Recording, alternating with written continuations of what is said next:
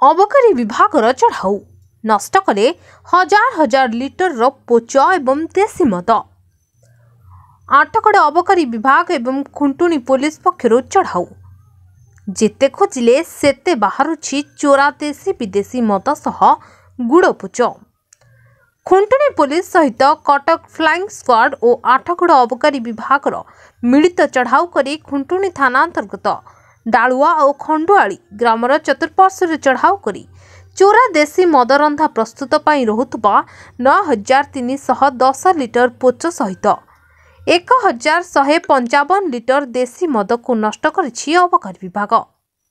आठगड़ अंचल में अनेक थर चढ़ाऊ होइछि किंतु अबकारी विभागीय अधिकारी माने अभियुक्त माननकु गिरफ करिबारे बारंबार विफल होइछन्ति। एही चढ़ाऊ रे अबकारी एवं पुलिस 6 रु ऊर्ध्व अधिकारी सामिल होइथिले। कटकरू मानस कुमार साहू को रिपोर्ट मणिभद्रा खबर।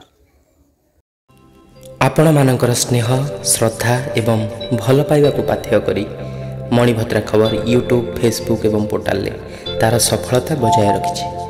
यहाको आहुरी लोकप्रिय करने को ई पेपर रो शुभारंभ मध्य करा जायछि।